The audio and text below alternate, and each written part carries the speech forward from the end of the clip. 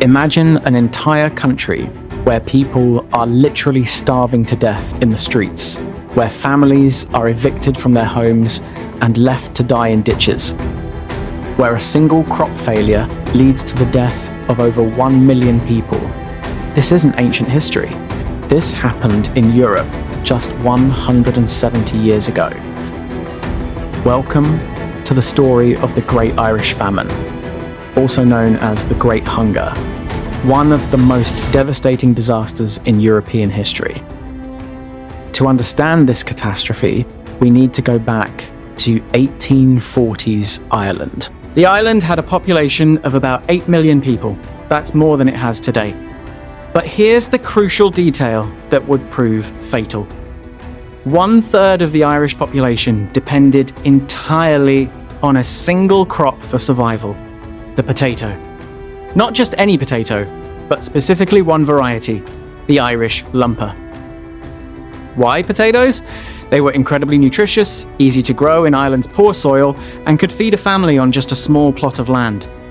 But this dependence wasn't by choice.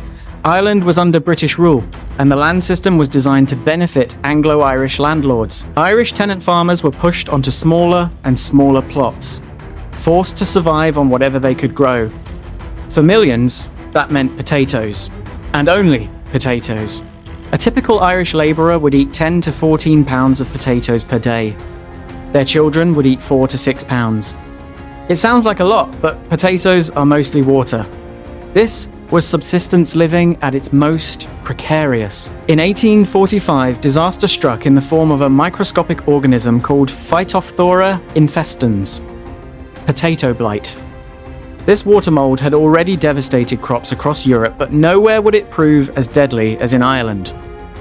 The blight spread with terrifying speed. Farmers would go to bed with healthy green fields and wake up to find their entire crop black and rotting. The smell was overwhelming. Witnesses described the stench of rotting potatoes covering the countryside like a blanket of death. But here's what made this truly catastrophic. Remember, these weren't just crops. For millions of Irish people, these potatoes were literally the difference between life and death. When the potatoes failed, there was nothing else. The blight hit in waves. 1845 was bad, about 40% of the crop was destroyed. But 1846 was catastrophic. Nearly the entire potato crop across Ireland was wiped out. And then 1847 brought another failure. 3 years of disaster in a row. What happened next was a humanitarian disaster of unprecedented scale. People began starving, not slowly, but rapidly. Adults were reduced to skeletons within months. Children's bellies swelled from hunger. Or pen can convey the slightest idea of. In the first, 6 famished and ghastly skeletons, to all appearance dead, were huddled in a corner on some filthy straw. Desperate people tried to survive on whatever they could find. They ate grass, tree bark, seaweed. They boiled leather to make soup. Some resorted to eating the seed potatoes meant for next year's crop, destroying any hope of recovery. The death toll was staggering. In some areas, entire families died in their homes and weren't discovered for weeks. Mass graves were dug to handle the overwhelming number of bodies. The traditional Irish wake became impossible. There were simply too many dead. By the end of the famine, Imagine if 40 million Americans died today. That's the scale we're talking about. Now here's where this story becomes even more tragic. This wasn't just a natural disaster. It was made infinitely worse by political decisions. The British government's response was catastrophically inadequate and, many argue, deliberately cruel. Many British politicians and intellectuals saw the famine as divine punishment for Irish moral defects. The Assistant Secretary to the Treasury, Charles Trevelyan, wrote that the famine was a direct stroke of an all-wise providence. Here's the most damning fact. Throughout the famine, Ireland continued to export food to Britain. Ships loaded with grain, cattle, and other foodstuffs sailed from Irish ports to English markets, while Irish people starved on the docks, watching them leave. The British government's main response was to build workhouses, essentially prison-like institutions where the starving could do hard labour in exchange for meagre food. These workhouses were deliberately made as unpleasant as possible to discourage dependence. Families were separated, conditions were brutal, and the food was barely enough to survive. The Ottoman Sultan offered more aid than the British government initially provided to their own subjects. American indigenous tribes, despite their own struggles, sent money to help the Irish. The British response was not just inadequate, it was ideologically driven. Faced with death or departure, over 2 million Irish people chose to leave their homeland forever. This became known as the Great Exodus, one of the largest population movements in human history. They boarded what became known as coffin ships, overcrowded, disease-ridden vessels where passengers were packed like cargo. Ship captains, seeking maximum profit, crammed as many people as possible into tiny spaces below deck. The journey to America typically took 6-8 weeks. Passengers brought their own food, but many ran out. Disease spread rapidly in the cramped, unsanitary conditions. Typhus, cholera, and dysentery killed thousands during the crossing. An estimated 20,000 people died on these ships, or shortly after arriving. But for those who survived, they carried with them a deep hatred of British rule and a determination to never let their new countries forget what had happened to Ireland.